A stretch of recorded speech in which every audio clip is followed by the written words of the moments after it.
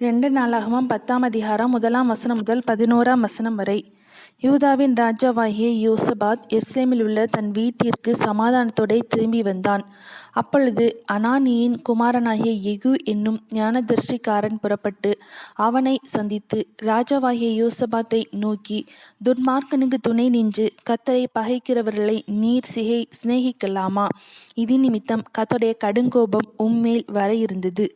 ஆகிலும் நீர் விக்கிரக தோப்புகளை தேசத்தை விட்டகற்றி தேவனை தேட உம்முடைய இருதயத்தை நேராக்கின விஷயத்தில் நன்மையான காரியங்கள் உம்மிடத்திலே காணப்பட்டது உண்டு என்றான். யோசபாத் எருசலேமிலே வாசமாயிருந்து திரும்ப பெயர்செபா தொடங்கி எப்பிராயீம் மலை தேசம் மட்டுமுள்ள ஜனத்திற்குள்ளே பிரயாணமாய்ப் போய் அவர்களை தங்கள் பிதாக்களுடைய தேவனாகிய கர்த்தரிடத்திற்கு திரும்ப பண்ணினான். அவன் யூதாவின் அரணான பட்டணங்களாகிய ஒவ்வொரு பட்டணத்திலும் நியாயாதிபதிகளை வைத்து அந்த நியாயாதிபதிகளை நோக்கி, நீங்கள் செய்கிற காரியத்தை குறித்து எச்சரிக்கையாயிருங்கள்.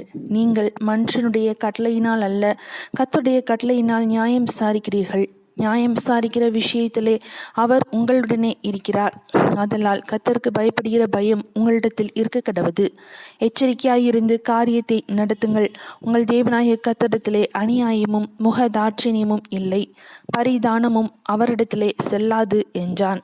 அவர்கள் எருசலேமில் வந்திருக்கும் போது யோசபாத் லேவியரிலும் ஆசாரியரிலும் இஸ்ரவேலுடைய வம்ச தலைவரிலும் சிலரை கர்த்தருடைய நியாயங்களை குறித்தும் விவாத விஷயங்களை குறித்தும் விசாரிக்கும்படி எருசலேமிலே நியமித்து அவர்களுக்கு கட்டளையிட்டதாவது, நீங்கள் கர்த்தருக்கு பயந்து உண்மையோடும் உத்தமத்தோடும் நடந்து செய்ய வேண்டியது என்னவென்றால், நானாவித இரத்த பலி சங்கதிகளுக்கும் பிரமாணத்திற்கும் கற்பனைக்கும் கட்டளைகளுக்கும் நியாயங்களுக்கும் அடுத்த நானாவித வழக்கு சங்கதிகளும் தங்கள் பட்டணங்களிலே குடியிருக்கிற உங்கள் சகோதரத்திலிருந்து உங்களிடத்தில் வரும்போது அவர்கள் கர்த்தருக்கு நேரஸ்தராகாதபடிக்கும் உங்கள் மேல் உங்கள் சகோதரர் மேலும் கடுங்கோபம் வராதபடிக்கும் நீங்கள் அவர்களை எச்சரியுங்கள்.